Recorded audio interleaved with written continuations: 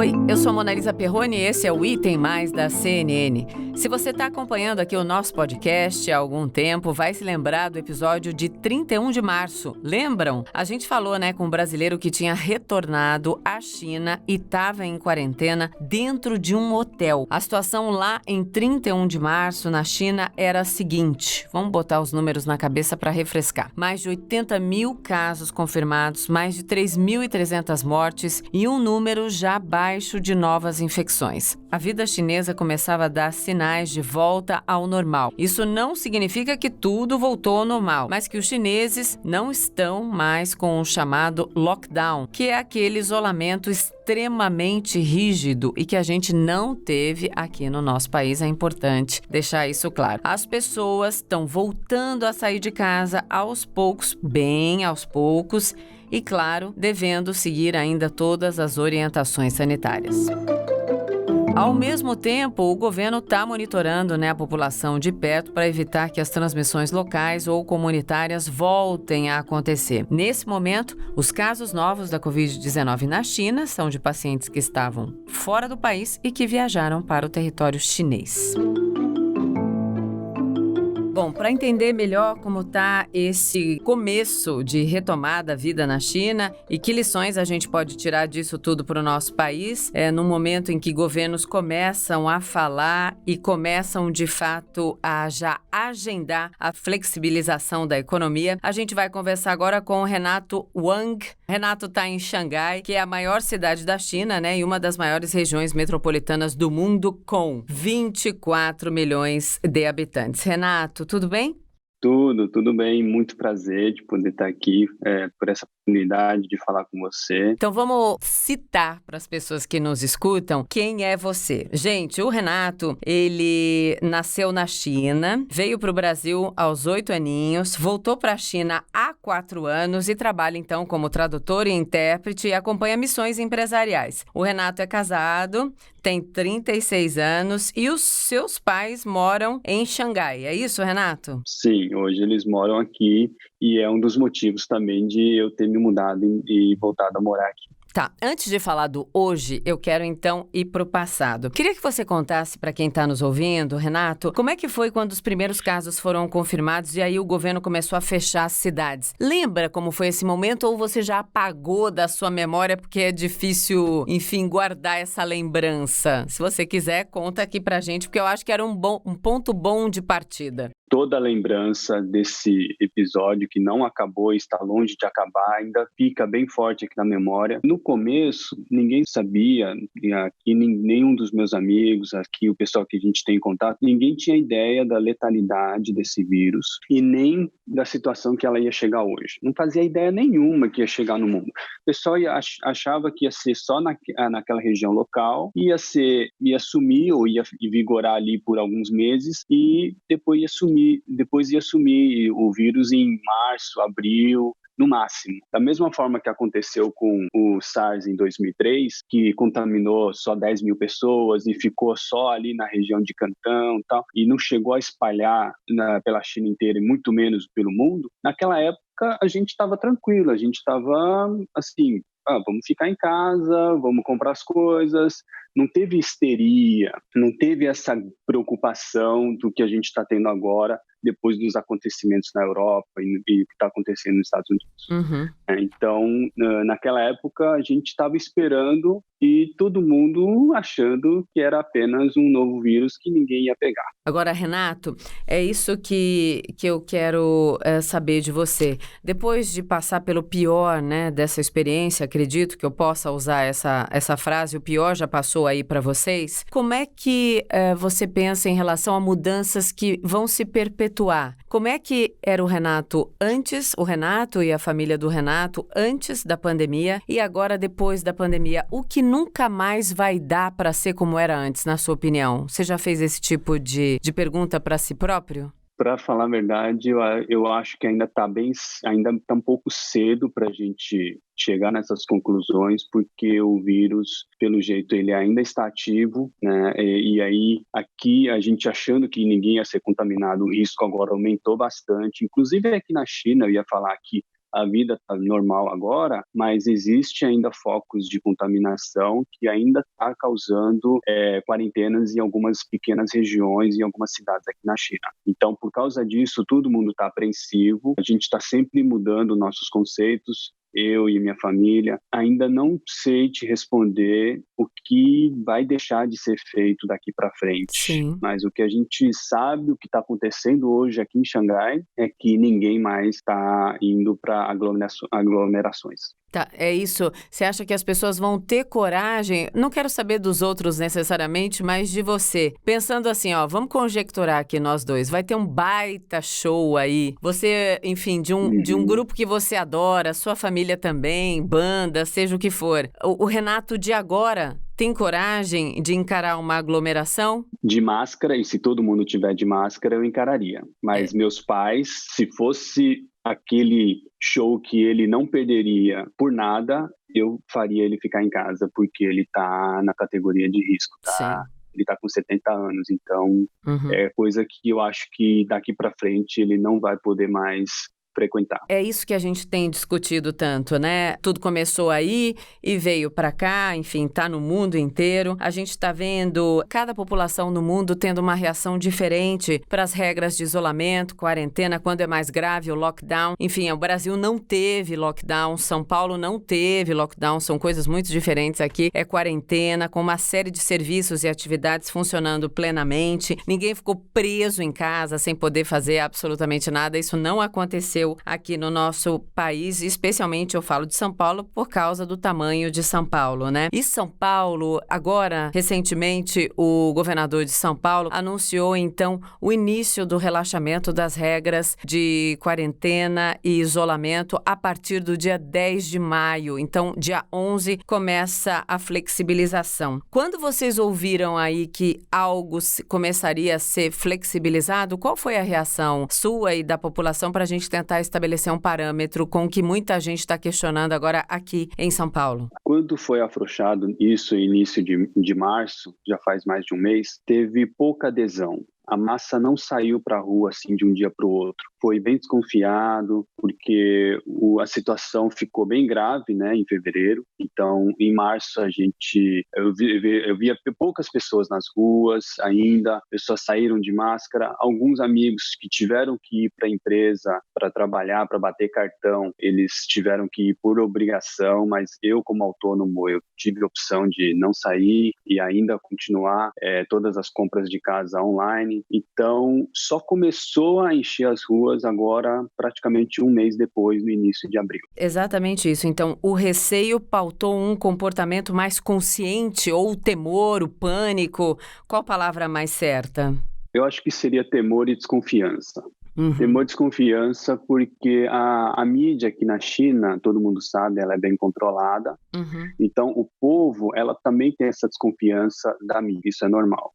Então, isso é consequência, é um clima que já estabelece aqui na China. Qualquer caso esporádico que acontece, estou falando de um outro assunto, né? Dando um exemplo, o público já encara como se fosse uma visão geral. Renato, posso fazer uma outra pergunta não muito confortável?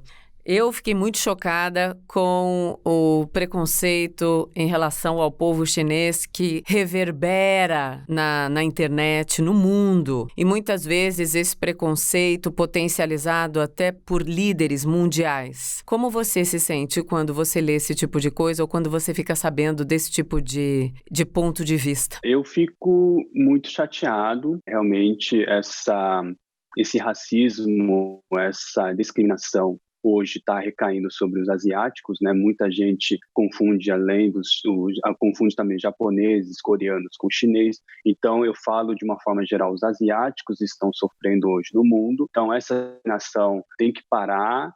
Assim como aqui na China, recentemente, vocês devem estar sabendo, fecharam as fronteiras para os estrangeiros, Sim. dizendo que a mídia tem dito que a epidemia local, a epidemia interna está controlada, mas quem está trazendo mais vírus são os estrangeiros. Então está tendo aqui uma discriminação muito grande contra os estrangeiros, o qual eu condeno muito também. Então eu acho que não importa de onde o vírus começou. Ele começou no planeta Terra, o problema é de todos e vamos todos resolver. Como é que está o monitoramento agora? Aqui no Brasil está tendo um questionamento muito grande sobre os dados da geolocalização, dados das operadoras de telefone celular, um questionamento em relação à liberdade de ir e vir, a possibilidade desses dados serem usados de uma maneira errada, ilícita, com perseguições. Como é que está agora esse monitoramento aí? E sobre esse tipo de monitoramento, para terminar a nossa conversa, o que você acha sobre isso? Esse monitoramento, na verdade, aqui na China, ela já existe porque o governo ele controla todas as informações do setor móvel, do aparelho móvel de todas as pessoas na China. Uhum. Mesmo antes da epidemia, o governo ele já monitora tudo isso. E agora, com a epidemia, o governo vem arrecadando muito mais dados e ele está conseguindo rastrear as pessoas. Existe um registro, então tudo que a gente usa aqui no celular, de aplicativos monitorados pelo governo, inclusive o WeChat, o maior programa de comunicação de mensagem instantânea aqui na China, ela fica com mensagem gravada, o histórico tudo gravado nela. Então, esse monitoramento, o povo aqui já não liga muito para isso, sabe que a vida está aberta para as autoridades. Diferente no Brasil, que o pessoal ainda prevalece muito ali a privacidade, né? Então, aqui o pessoal não liga muito para isso. Renato, obrigada pelo papo. O Item Mais da CNN é o nosso podcast que tem pouco tempo de vida, mas que tenta ser muito eficiente, porque essa é a nossa função. Nascemos em meio à pandemia, a CNN e todas as nossas plataformas de comunicação aqui. Eu quero deixar meus agradecimentos a vocês, a toda a sua equipe. Muito obrigado de poder dar essa entrevista hoje e vamos para o bem, vamos para o melhor. É isso aí. Obrigada, Renato. Um beijo para você. Até a próxima. Muito obrigado. Tchau, tchau. Tchau, tchau. Gente, um outro retrato de uma retomada da vida e do controle aí das transmissões da Covid-19 é o da Alemanha. Na semana passada, o país declarou, que a pandemia está sob controle, olha só que coisa boa. E, segundo o ministro da Saúde alemão, o Jens Spahn, ele disse o seguinte, que esse controle só foi possível porque medidas de isolamento foram impostas à população logo que o surto começou por lá. Logo significa muito, essa palavra muito pequena significa muita atitude. Bom, os números da Alemanha, segundo a Universidade Johns Hopkins, são os seguintes: cerca de 150 mil casos confirmados, mais de 5 mil mortes e novas infecções caindo todos os dias. Para entender, então, melhor o caminho percorrido pela Alemanha, pelos alemães, a gente conversa agora com a Valeska Brinkmann, que mora em Berlim. Oi, Valeska! Bem-vinda aqui ao Item Mais da CNN Brasil. Obrigada, Monalisa, que agradeço. Valeska, há quanto tempo você mora na Alemanha? Eu moro há 16 anos aqui em Berlim. E como é que foi passar por isso aí? Conta pra mim a sensação lá quando as coisas começaram a aparecer e a gravidade estava escancarada e este momento, o antes e o depois da pandemia. Eu digo, Valeska, não sei se você concorda, que a humanidade sempre se pautou a parte cristã pelo ACDC, antes de Cristo, depois de Cristo. Agora a humanidade, independentemente do credo, está sim definida mais uma vez pelo APDP, antes da pandemia e depois da pandemia. PDP. Então, por favor, como é que foi antes e como é que está agora? Olha, antes, eu diria assim que eu acho que aí também foi difícil acreditar. Apesar da gente estar mais próximo da Itália, tudo, a gente no trabalho conversava mais com distância, mas eu continuei andando de metrô, tudo, até o dia 16 de março. 16 de março foi o último dia que minha chefe falou, não, vamos fazer home office, cada um fica em casa e foi assim, muito chocante, né? Você não está preparado, não foi devagarzinho preparado. De repente, teve que fazer isso. As escolas pararam uma semana antes, então as crianças estavam em casa adorando, porque não vai ter escola. E daí, assim, a gente foi se adaptando aos poucos, de ficar em casa, as crianças com uma rotina de homeschooling, recebendo lição. As minhas filhas têm 11 e 14 anos, então são relativamente relativamente independentes e conseguiram fazer isso. E eu ficava assim meio perturbada, eu demorei um pouco para me adaptar, não sabia se arrumava a casa, se lavava roupa ou se trabalhava. Aqui não tem empregada, de qualquer jeito a gente que faz tudo sozinho, mas eu me vi de repente com tanto tempo que eu não sabia o que fazer com esse tempo. E daí as coisas foram pegando um ritmo, de vez em quando, para ser sincera, eu até gostei de estar em casa, muitas coisas não me fizeram falta sair, mas assim, às vezes me dava uma angústia de saber que tem tanta gente morrendo, de saber que realmente uma doença que você não conhece, não sabe direito, e de repente se eu tô e não sei, daí às vezes me dava um pânico assim, falando com os vizinhos de longe. Valesca, o que você faz? Qual é a sua atividade profissional? Trabalho com eventos, eu faço um evento grande todo ano em outubro, um festival de filmes, e em maio, o evento de maio foi cancelado e a gente está esperando que o de outubro não seja cancelado. Então, hoje eu voltei à rotina do trabalho, hoje eu voltei ao escritório, hoje eu peguei metrô depois de mais de um mês, 5 semanas. Ainda tem muito pouca gente nos transportes públicos, eu acho que quem pode anda de bicicleta, que é um meio de transporte aqui mesmo, então muita gente de bicicleta com distância, muita gente de máscara no transporte público, e desde segunda-feira abriram as lojas, algumas lojas pequenas de menos de 800 metros quadrados. Mas assim, eu não fui em loja nenhuma, então não... O pessoal está tentando retomar. Valesca, qual foi o sentimento hoje, já que você falou voltei? Você consegue traduzir em palavras o que você sentiu hoje, quando aconteceu a sua volta, a hora que você começou a contar? Eu anseio por esse dia no nosso país, aqui no Brasil. Tudo bem que jornalista não parou, eu anseio o dia de voltar à minha vida normal, que é não trabalhar tanto. Mas, enfim, o que você sentiu hoje? Olha, primeiro eu falei assim, ai, poxa, já vou ter que voltar, queria mais ficar aqui, tava criando um ritmo, assim, Mas, na verdade, eu fiquei feliz de voltar, sabe? De fazer esse caminho, de poder pegar um metrô e ler, vi que tava vazio, claro, se tivesse cheio, eu ia esperar o próximo, eu ia chegar atrasada, eu isso já era combinado, mas foi uma sensação, assim, de alívio, assim, tipo, o mundo não acabou. Sim. Tá tudo igual, assim, não, tá tudo igual, mas não tá tudo igual. Foi uma sensação de um certo alívio, foi bom, foi, assim, positivo, eu achei. Me conta uma coisa, tô conjecturando aqui com você, tá? Não tenho certeza se o que eu vou perguntar tem lógica. Mas Mona Lisa, quando essa loucura toda passar, porque vai passar, eu acho que eu nunca mais vou conseguir parar de lavar a mão 1000 vezes por dia, de usar álcool gel 70, de chegar em casa e tirar toda a roupa.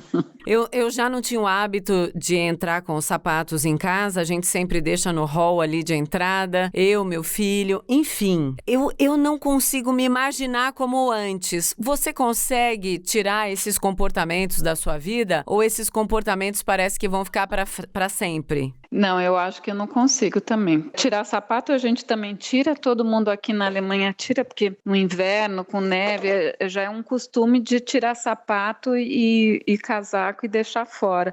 Mas também de lavar a mão 1000 vezes, a minha mão tá super ressecada, mas eu não consigo ficar sem lavar a mão. Eu acho que não vai sair mais esse hábito. Hábito junto com temor? E é um hábito assim que as crianças já tinham. Eu sempre lavei a mão, mas nem tanto. Eu vou te falar que eu não era assim exagerada. E lavar as coisas, passar pano, passar álcool em pacote, pegar a coisa do correio, pegar a luva de plástico. Eu acho que algumas manias ou alguma coisa, esses processos aí de higienização, eu acho que vai continuar, sim. O que você não pôde fazer durante o período de isolamento e que agora você está morrendo de vontade de fazer? Conta para mim o que seria, claro, se você concordar. Olha, na verdade eu tinha vontade de ir numa piscina e nadar. Eu achava que eu tinha mais vontade de sair, de ver lojas, mas na verdade não tenho mais essa vontade, não me fez falta. Agora, desde segunda estão abertas as lojas, não procurei ver nada, assim, fora supermercado, que a gente sempre vai. Uhum. Eu tinha vontade, aqui tem piscina que você pode ir pagar por hora para nadar, que eu sempre nadava, desde março estão fechadas, né? Uhum. Isso eu tenho vontade de fazer. Não tem nenhum temor, assim, de estar num ambiente que possa ter outras pessoas, enfim, as autoridades diziam que não seria seguro por questões sanitárias, por dúvidas em relação à doença. Você acha que a Valesca de hoje consegue ir nadar calmamente numa piscina que você paga ali, ou ir num show, ter aquele padrão de vida que a gente tinha antes da pandemia? Eu acho que não.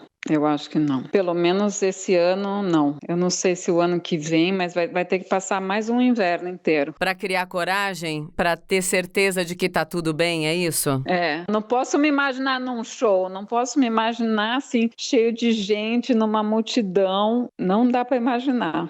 Eu entendo, realmente, eu também não consigo imaginar, a gente tá nessa dúvida, né? Por isso que eu até soltei aqui essa percepção minha, que acho que a humanidade, sim, agora está dividida no AP, antes da pandemia da Covid, e DP, depois da pandemia da Covid. E a família, as crianças, enfim, marido, quem ficou mais abalado emocionalmente durante esse período? Olha, eu acho que a gente levou bem, assim, não senti nenhum abalo. A filha menor, às vezes, fala, eu não sei o que fazer, porque tinha lição, fizemos bolo, fizemos comida, fizemos arrumação, e chega uma hora que não tem mais nada, que quer brincar mesmo com os amigos, né? Quer ver os amigos. E elas brincam na rua um pouco, jogam peteca com um vizinho, com outro de distância. De vez em quando passa um carro da polícia e vê se está tudo bem, mas as crianças brincam. Mas eu acho assim que a gente levou super bem.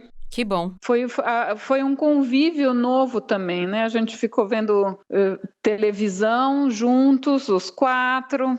Foi um aprendizado. Vocês conseguiram ficar mais próximos, não só fisicamente, mas a reclusão, ela trouxe mais vínculo familiar? Sim. Que bom, então esse é o lado positivo, né? É. Tá certo. Valesca, obrigada pelo papo, que a retomada da vida, ela só aumente e que a gente possa conversar lá no futuro para saber como é que foi encarar o primeiro show, a primeira aglomeração, depois que se isso tudo passar, se Deus quiser, vai passar. Sim, quando as pessoas puderem se mover e viajar e ver os amigos, me pergunto isso, quando vai ser possível, quando você não vai ter medo de entrar num avião e cheio de coronavírus. É isso aí, eu também. Mas então já marco um próximo papo nosso lá pra frente, depois do outro inverno aí com você, pra gente poder conversar mais. Obrigada, Valesca, por esse tempo. Muito feliz de saber que você pode sorrir e que a vida voltou ao normal e que você relatou isso aqui para a CNN. É bom a gente saber aqui na CNN Brasil que a vida vai voltar ao normal, sim. Isso vai acontecer. É só esperar e seguir as regras, né? Vai sim.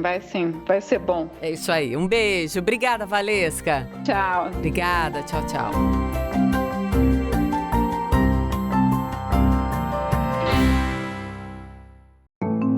É isso então, o papo de hoje serviu para inspirar a gente de que a vida vai voltar ao normal, sim. Com responsabilidade, com informação, com bom senso, com esclarecimento e, claro, com pensamento positivo. Isso ajuda demais. Então, amanhã a gente se vê. Não, amanhã a gente se ouve mais. Um beijo, tchau.